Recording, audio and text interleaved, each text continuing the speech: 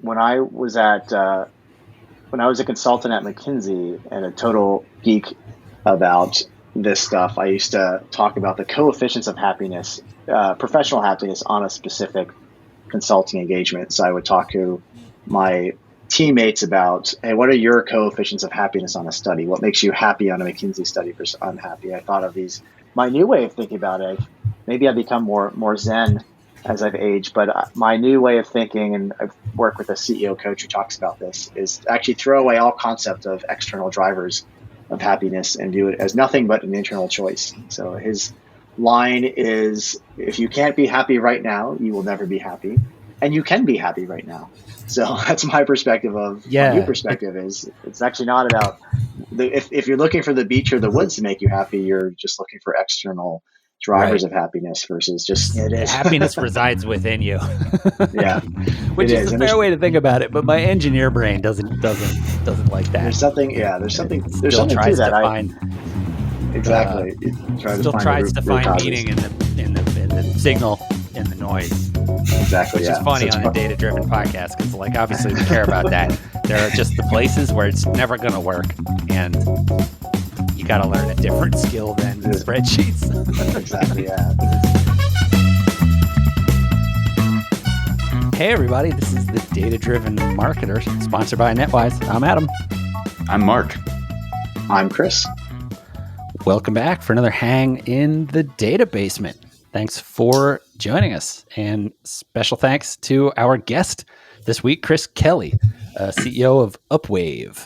How you doing? I'm doing great. Thanks for having me on the show. Yeah, so you want to jump right in and give us a bit of your background and how you ended up with Upwave and running the whole show? Sure. So I've been a startup geek mostly my whole life, been doing some variant of businesses you could call a startup since the end of high school or early college in some way, shape, or form.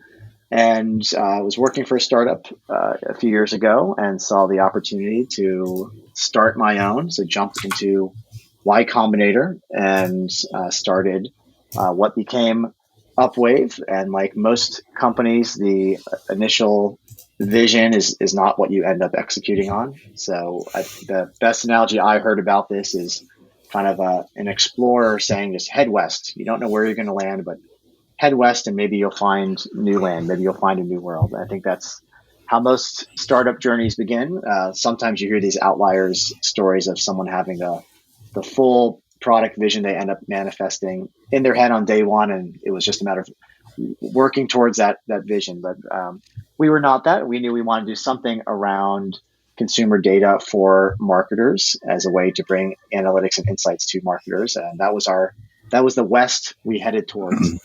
But we didn't know exactly what that meant, and we iterated on a lot of things, and over the years landed on where we are now, which is what we call brand analytics. And that's a category we're trying to define, which it means that it's a software platform for brand marketers to understand how their brand investments are working. So the oversimplified analogy I like to use is Google Analytics for your brand investments. So Google Analytics tells you everything you need to know about your web traffic and e-commerce activity. And most CMOs don't have something like that, a similar software platform for all the money they spend on brand, which in many cases is the majority investment. So that's what we're up to. So we love thinking of data-driven marketing and certainly fighting to make that redundant. We think all marketing should be data-driven. So if we do our jobs, then your podcast name goes out of business in a few years, if you don't mind that. Then we just expand the brand, data-driven growth. Exactly. There we go. Yeah. Data-driven thinking. It'll be very, very abstract. Yeah. It's not like a Gladwell podcast in a few years. There's a franchise in there. We could do data-driven parenting. Yeah, there you go. Data-driven education. I have two toddlers. I would be all about the data-driven parenting podcast. Yeah, parenting seems very not data-driven most days. So I'm curious, actually, to start sort of at the beginning of the journey. To what extent did that data-driven perspective, did you carry it into Y Combinator and that made it a good match, or is it a thing that was then amplified by? I've bumped up against Y Combinator for 15 years or something at this point. Did an interview for my last startup there. So I was deep enough in to understand the extent to which they are already at that level, hitting you with, interview as many people as you can, catalog their answers, write down your percentages. Like very early on, you're already starting to do product research that is very data driven if you're following YC's kind of methodology. Yeah, I think that's right. They want you to collect as much data as possible on their core thesis of startups, which is to make something people want. And I believe that's true. My grand hypothesis on startups is it's actually the Venn diagram overlap of two things: making something people want and making something with good business physics. So I believe you can make something people want. That's a hard model to scale. There's a variety of reasons a model can be hard to scale, probably dozens and dozens of reasons.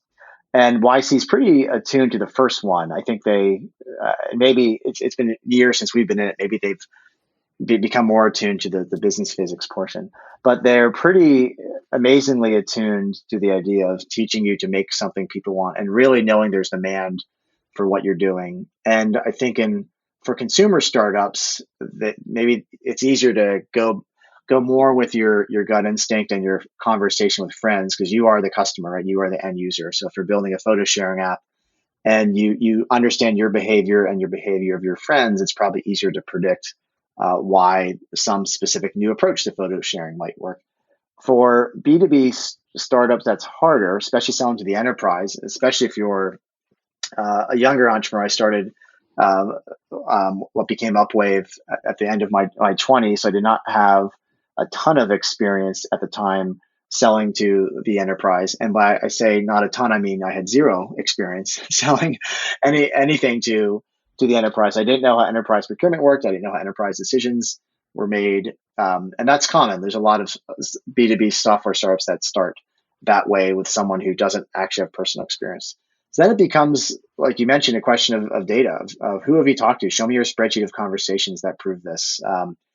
And it's hard to see the signal through the noise even when you do that. It's very common, and I've heard this story from a lot of entrepreneurs. You have an idea for an enterprise software platform, and if you're a first-time entrepreneur and new to the enterprise world like I was, you don't actually you can't just ask people, hey, would you buy this? Because there's nothing new under the sun, right? There's always something that sounds close enough to what you're doing. There's never been an idea I've heard that's like, oh my God, that came out of left field. No one has ever thought of anything like that. Maybe NFTs are different. If there's some NFT for marketer pitch that you guys have heard recently.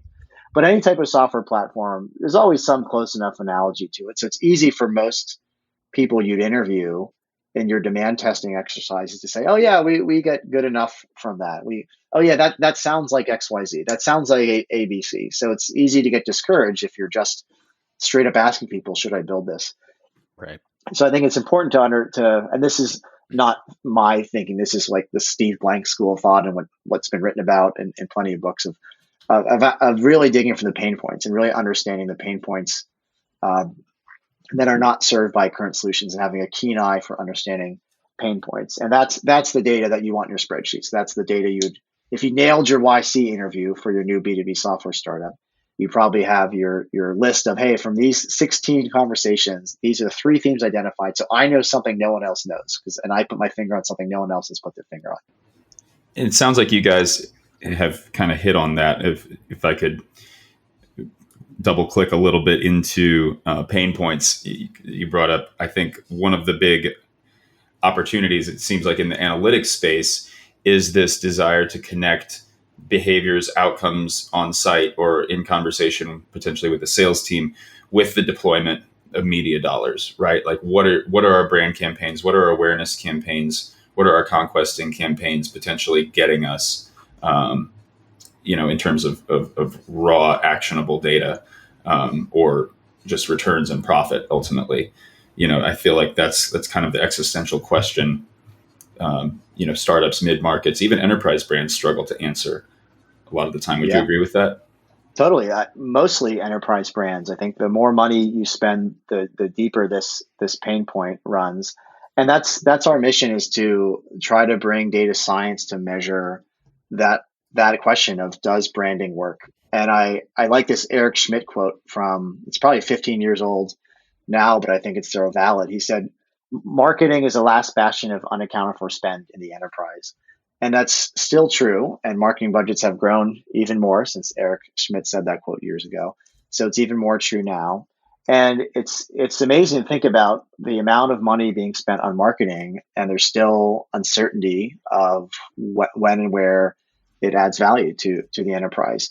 And people are drawn to the easy things to measure. So it's easy to say, well, I spent money on this campaign, and so people bought my potato chips 2 days later, and I think I can directly attribute that ad exposure to that potato chip purchase. So there I go. If I'm a CFO, maybe that's how I think of marketing, and that's how I'm going to ask my team to spend more money. And of course, that's not how branding works. We all know, and all marketers know, that's not how you think of branding. You can't look for the immediate payoff of and behaviors that happen right after someone is exposed to your campaign. And the analogy we say is, it's imagine buying a building that you're going to earn rental income on. So you have your spreadsheet model, and you say, cool, I'm going to buy this building, and I hope with my first 3 months of rent, I'm going to pay back the capital that I used to acquire the building. And that's, of course, silly. And if anyone did that, you'd say that's a bad real estate investor. You have to pay off for years and years of the investment in that building, so you're not going to get your monies back in 3 months. And branding also has to be thought of that way. No one's clamoring for 12 years of payoff from branding campaigns, but certainly not weeks, months, and sometimes even quarters. Sometimes there's plenty of evidence of the 18 months plus, 24 months plus payoff of branding investments. And that creates this challenge. The challenge we see is, you talk to CMOs and they all tell you they know if they're running a consumer brand, that's our focus, is selling software to consumer brands. If you're running a consumer brand, you know that brand building works over time. You know that there are long-term payoffs, long-term dividends to brand building. However, the CFO makes you prove today that investment is worth it. So you have this trap where you know this pays off over time. You know, in the real estate analogy, you know you're going to get rental income for a long time, so it's worth buying this building. But the CFO is saying, nope, like we got to look at our 1 year MTA model and tie all this stuff back to sales. And that creates this challenge that we've heard a million times from consumer brand CMOs is, how do I show my company? How do I show the finance team? How do I show the board that I'm going to build a brand and make these investments that pay off maybe over a few years? And for change awareness, to change favorability, to change perception, consumer perception of a brand, you can't run a campaign and have that happen overnight, right? No one goes from not hearing about a car to seeing one car commercial to running to the lot to buy it, right? It's the boring part of Mad Men they don't show you. Exactly. Which is now the thing has to run for probably a couple of years before we've successfully rebranded Pan Am to be the vacation airline. Exactly. Yes. Yeah.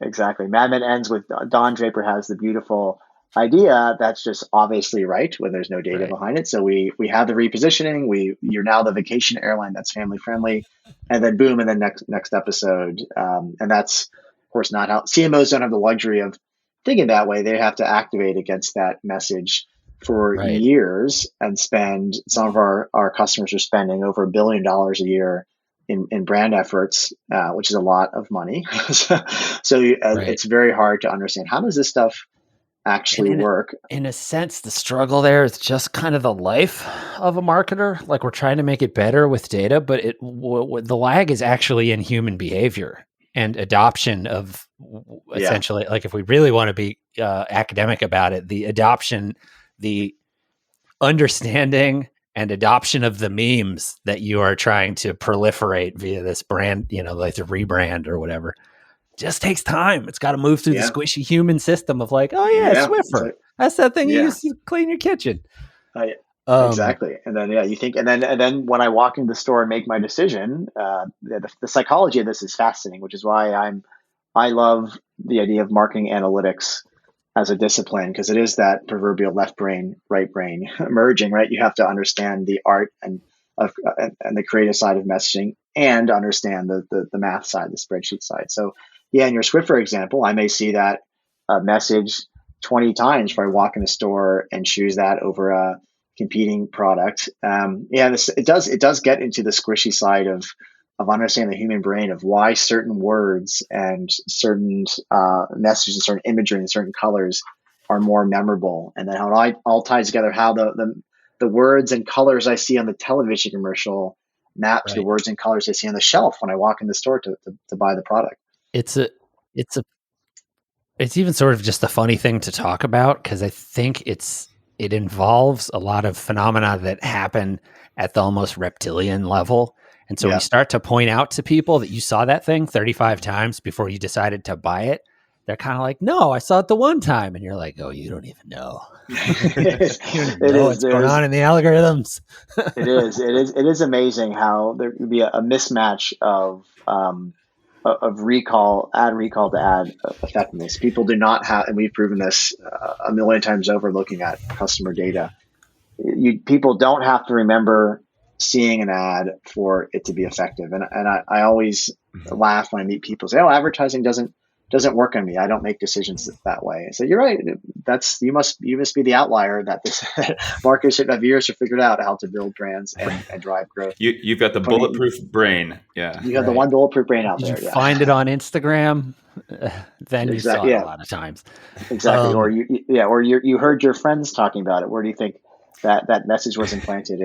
I think the idea of lag is maybe an interesting way to chase into the broader idea of business physics, which I think is an interesting thing to chase for our particular set of listeners, the data-driven community. Yeah.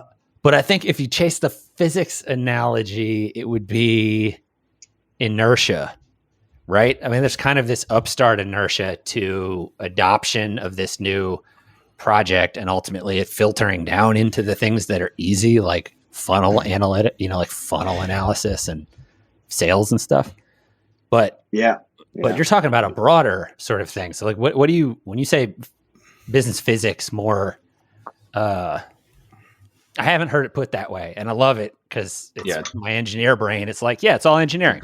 That's what physics engineers are fundamentally learning physics so that they can build impressive things. If you're talking about like civil engineering and stuff. But it's a great counterpoint to the idea of, you want to build something people want, but also if you build something that's inevitable because you understand where the race is to the bottom of things that are currently valuable is going to be. That strikes me as more like the physics thing, right? If you can see where things are rolling downhill and just run a little further down the hill, that's also a really good way to do software as a business. I think of, like when Uber and Lyft came out, you remember how it wasn't like, you didn't see a big, hey, billboards, commercials everywhere. We're Lyft. Meet Lyft, ride with Lyft. It was, you saw pink mustaches on cars and you're like, that's new, that's different. And then Uber comes out and it's the more VIP, it's black, it's white, it's kind of got this, red carpet feel. But they weren't, it was very organic, and there's two very distinct choices to branding to fix or create, that need in people. This idea that ride sharing would be better for the environment, would reduce drunk driving, potentially all these things, but they didn't lead with those product, like those value propositions. They just led with funny looking cars, fun things on cars.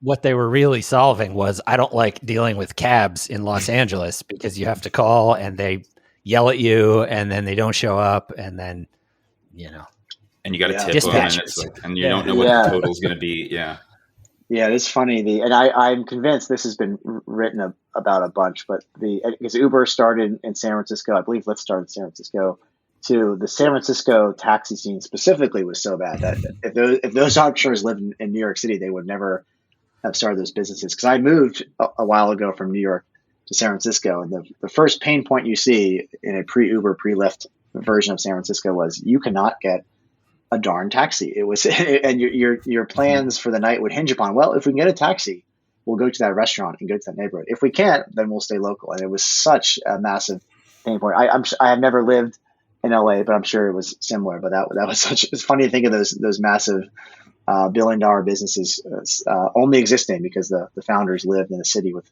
such a bad taxi It's situation. it's funny, ironic too, because the Bay has such a great public transit system.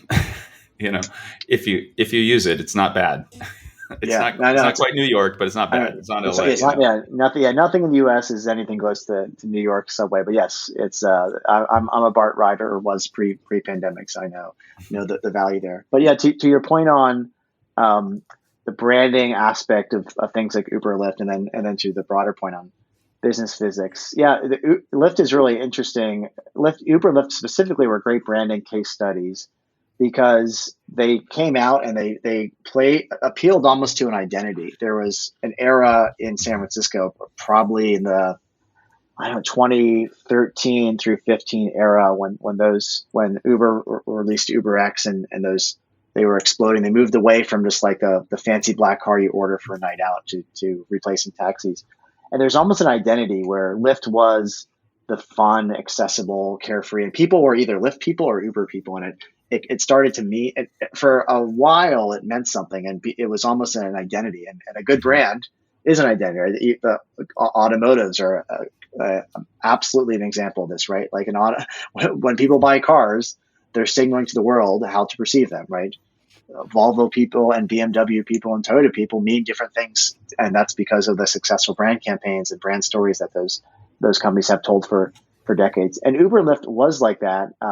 Interesting aspect of their business, though, it was an odd marketplace where they shared supply. So that the idea of being an Uber person or Lyft person faded. And my theory of why it faded was the product was the exact same, because they couldn't prevent drivers from only being a Lyft driver, Uber driver, despite all the behavioral economics they threw at them to drive incentives. It was the same product. Double dipping, yeah.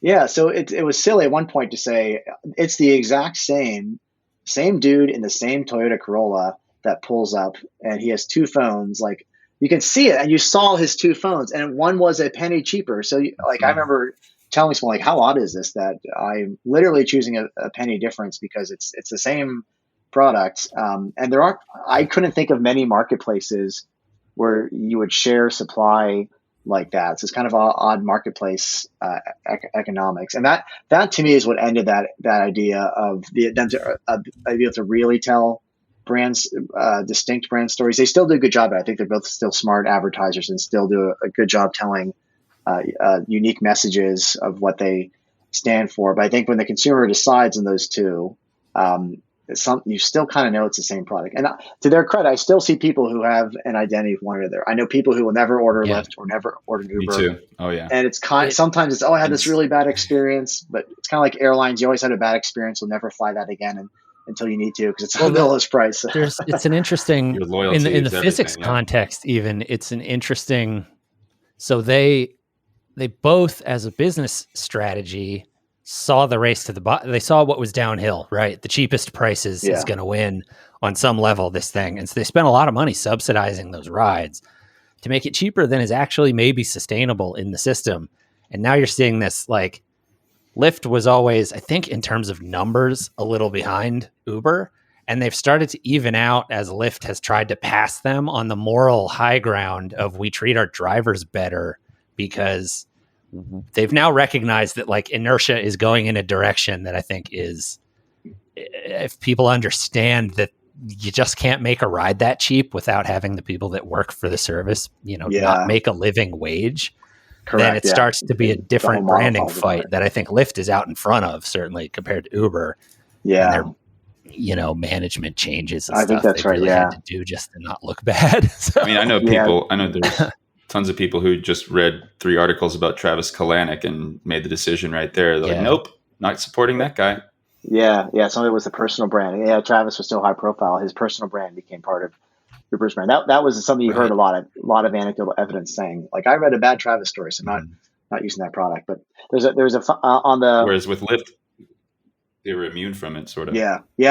I don't even know their founder's name. I think it was John someone, but I don't. Mm-hmm. Yeah, they probably, to their credit, stay out of the press. But yeah, it's interesting. You mentioned the economics of it. There's a joke that everyone used to tell in San Francisco for years of, why are Uber and Lyft so cheap? It's because you're splitting it with a venture capitalist, because they were the venture backers had them take over the world and grow at all costs, that there was that, and it was well known. Like how is it possible that it's this much cheaper than a taxi? How is it $12 for an Uber and $26 or 36 or 46 for a taxi? You said that human is a person living in San Francisco, needs to earn a living wage. So how does this work? And kind of the cat's in the bag now. It was just it wasn't profitable, and it was a lot of it was funded by VCs, and I think that was the right move. I think Uber and Lyft at the time were doing the right thing. So I'm not saying it was irrational. They did what it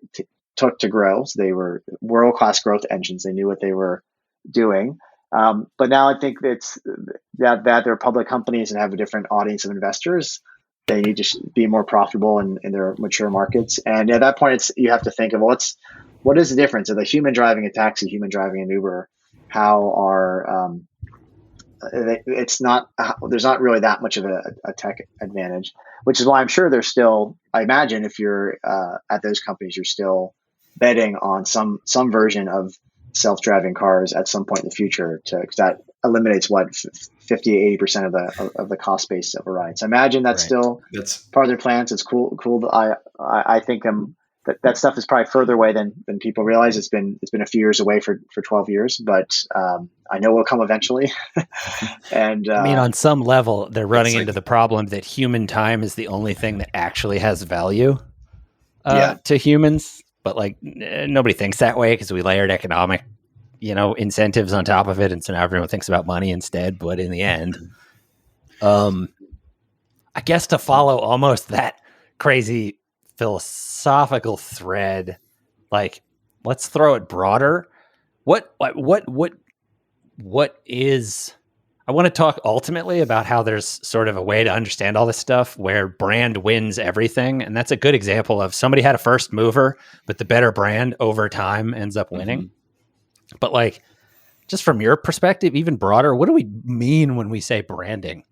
Yeah. For as distinct from marketing or advertising or the very abstract stuff. I love it. And and then we can get abstract on your business physics, right? I'd love to hear your reaction to some of my academic theories there. But to your brand question, there's the age-old high-level poetic definitions you hear of a brand is a story, or a brand is a promise, or a brand is a commitment. And I think those things are maybe too abstract and poetic, but still true. And I generally believe I don't have a crisp definition for this, but I believe it's the set of all associations a human has with a certain product or a company. So it is why, to your Swiffer example from earlier, you know everything from the word to the imagery you see, to the colors, to the jingle, to how they talk about what it does, to who they show using it. All those things are the set of associations your brain consciously and unconsciously absorbs when you see either advertisements or just any exposure to that product.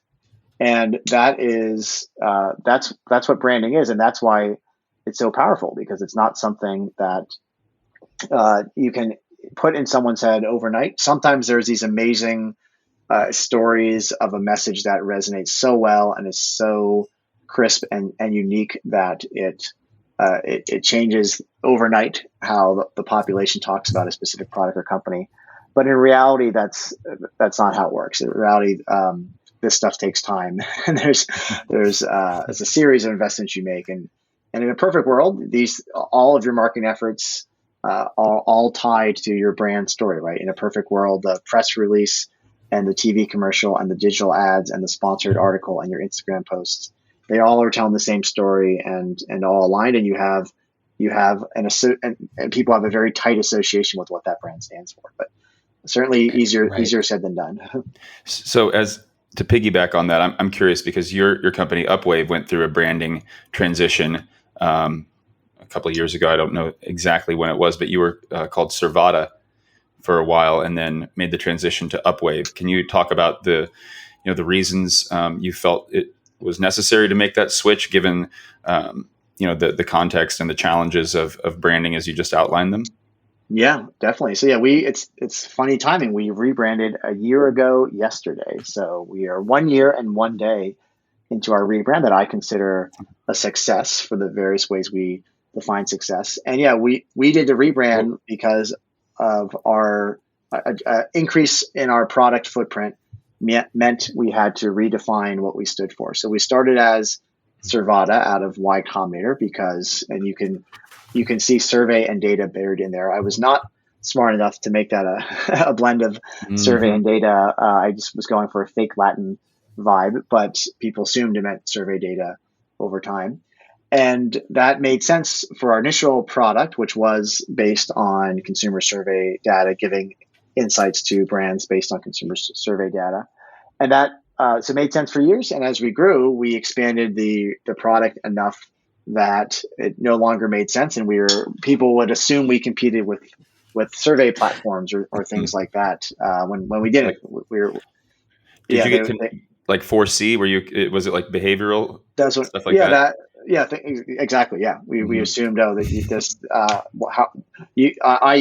I did an employee satisfaction survey yesterday with SurveyMonkey. Are you guys similar to them? So it was the wrong association, and that speaks to the specific naming part of branding, which I can speak to. We actually used a naming firm that funny you mentioned Swiffer. I think they actually named the Swiffer years ago. Is it Lexicon?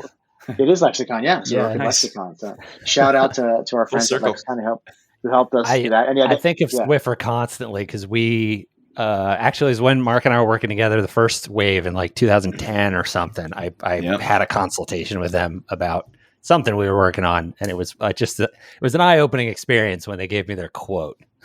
It's no joke. The analysis they do before picking a name. Yeah, no, it's great. I'm sure they won't want me. I won't disclose our economics publicly, but they were flexible with us. I joke with them. I was probably the cheapest client they ever had because I said, "Hey, we're a growth stage startup. I can't spend a lot of money on this. You work with Procter and Gamble and Facebook and Intel and car companies and national telecom companies. We don't have that budget." I said, I think I told them I have a number. Tell me what I can get for this number. And they said, "Oh, wow, that's a small number." But they gave me some, and it was not as much time as they get, but they were great. And so I thank them. And I recommend people work with them or someone like them who's a professional. And I appreciate they were flexible to work with our small budget. To be clear, it wasn't that high now that I've been at it for 15 years. Yeah, but at the time, it was me, Mark, and another dude in a little office in Hollywood going, "We're going to make music videos." We were post-series. Seed stage.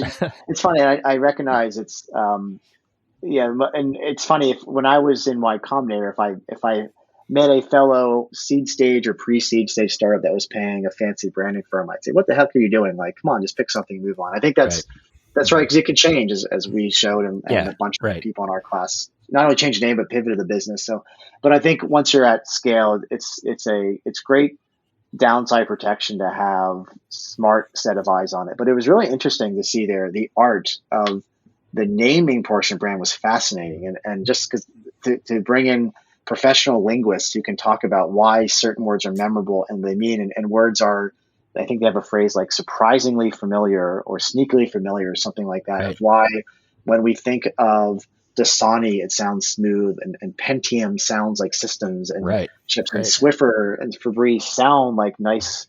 Those are my two favorite examples because Swiffer sounds so much like what it is. Just whoosh. It sounds clean. Exactly. Yeah, the associations. Also, I'll say you're in good company on random Latin names. My last startup had a random Latin name. Juris.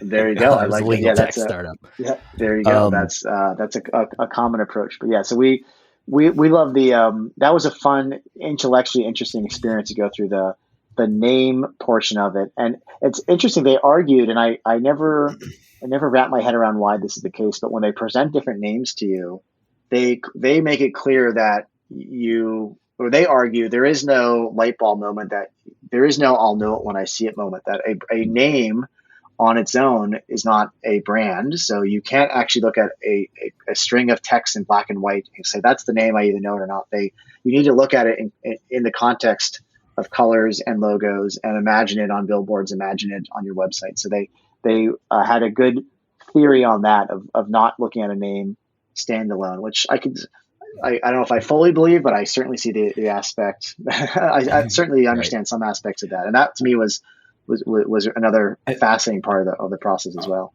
I think that takes a lot of the current, just media and advertising environment into consideration. Before the 50s or 60s, you could have done branding. It would have just been the name, right?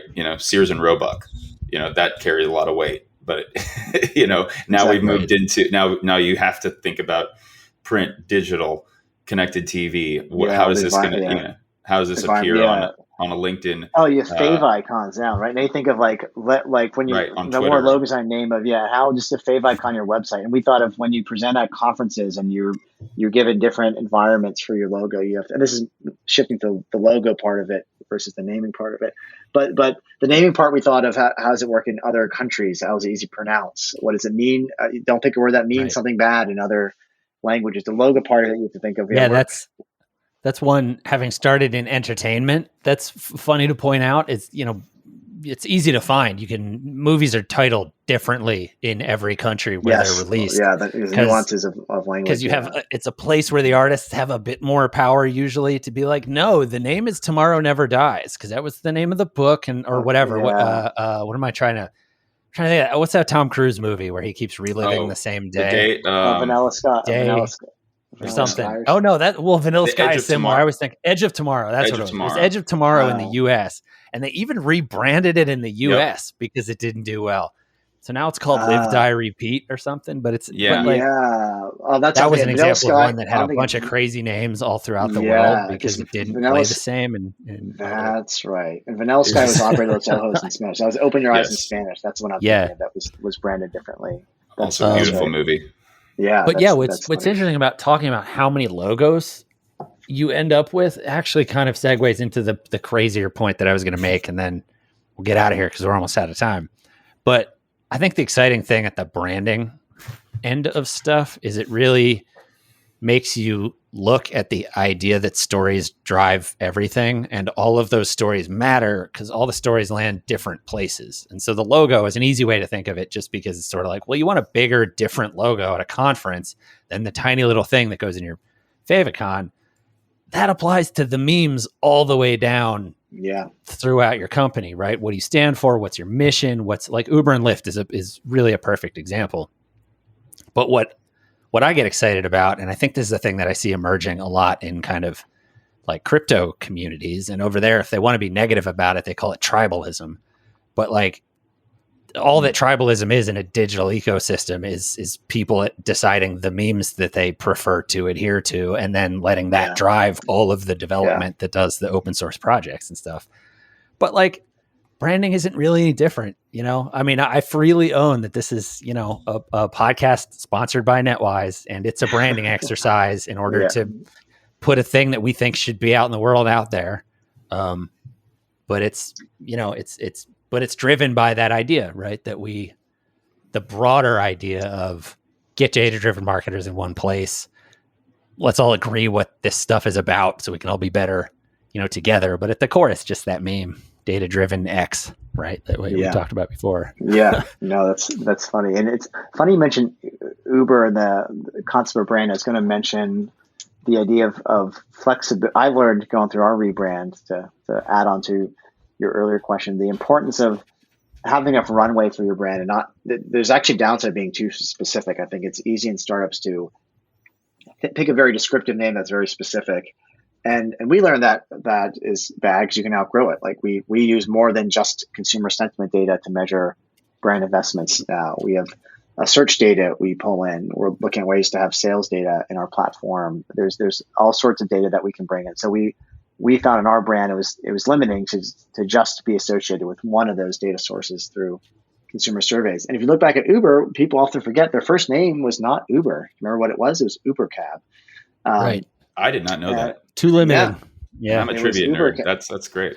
They operated that for a while. I want to say, let's see if I can do a quick Wikipedia search to find when they switched. But they, at least a year, maybe a couple years, they operated as Uber Cab. I remember the first time I took it, it was Uber Cab. So that turned. I think they got actually in trouble from like the SF powers that be around calling this a cab because they weren't a cab, and they think there was that'll piss the union off.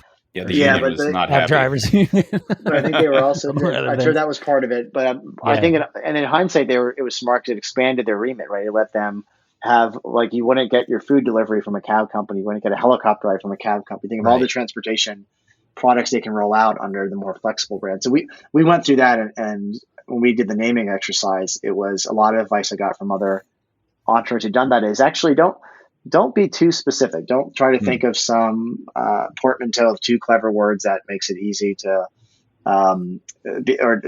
take an easy path of, hey, we're this thing and that thing. Let's jam them together and be very specific. You want, it's a Right. tough balance of not picking a completely empty word that isn't easy to build any associations around, but you need flexibility. So that to me is a fascinating part of branding, of finding that right balance of being able to attach associations to a word, but also having to be flexible enough so as what you do changes. And when you're a startup, this is especially important. Maybe in CPG companies, they're smart enough on day one. They know exactly what the product will always do forever, so they don't really need to think about this. But for a startup, if you're rebranding as a startup, I guess unsolicited advice for your listeners, think a few steps ahead. Think of all the things you could ever be, and think of really like the category you're playing in, not what your product is just today, because that I think can lead to limited Right. naming selections. Well, and like you said, That's great. you started your rebrand story by saying, we needed to adjust what we stood for. Right. Yeah. And so it's easy to think of like, oh, we need a sexier logo. And it's kind of like, no, the conversation actually starts all the way back at something deeper. Like, what does the organization stand for now with this new, whatever we're working on? And then you ladder up to the eventual things of like, okay, you want a name and a logo that matches what that is. And so thinking of it that way makes it easier than just sort of sitting down and going, we need a designer and we need 10 versions of a logo. Exactly. Then we'll vote or whatever. Like it's not really, it starts in a different place. And that's the exploration. That's maybe an ironic note to end on in this podcast is what we're describing is the hardest parts of marketing to be data driven, right? It's hard, and I think none of us are advocating for the removal of people's opinions and gut feel and instinct. Certainly, at some decisions, you will always operate at that level, but it is hard. It's hard to get a lot of data quickly on a naming decision. So there's different ways to do it. Certainly, you can use feedback surveys. Certainly, get your colleagues and peers and investors and other people's feedback on it. And we did that. We try to strike that balance of not doing anything by committee. If you try to look for, you can't. It's not a democratic election to pick a new name or new logo. That's always a recipe for disaster. But you also want enough set of eyes on it to be a sanity check, because one brain is never enough to think of all the connotations that a name or logo could have. So you need a trusted brain trust of people from different perspectives, different backgrounds, different viewpoints to look at a name or logo and be that sanity check and give you their blunt. Sanity check is a great feedback, but is a great term I first ran into in the open source communities that I appreciate across the board. It's sort of just like, I don't even need to look for typos, but can you check this out again real quick just to make sure I'm not nuts? I've been looking at this for 20 hours and my eyes are crossed, Yeah, exactly. It's a code thing very often. Yeah, even the smartest, most creative people experience burnout and need that fresh perspective. Well, awesome, Chris. So as happens with our best guests, I have 3 more questions on Post-its things I wanted to talk about. So we'll have to have you come back. But for today, we're out of time. Love to rejoin. Yeah, that was great. Thanks for having me. Thank you for joining us. And where should people find you if they want to connect? You can find us at upwave.com, upwave.com, or on Twitter at twitter.com/upwave. Awesome. Cool. Well, thanks everybody for listening. This has been another Data-Driven Marketer sponsored by NetWise. I'm Adam. I'm Mark. I'm Chris. Thanks for joining us.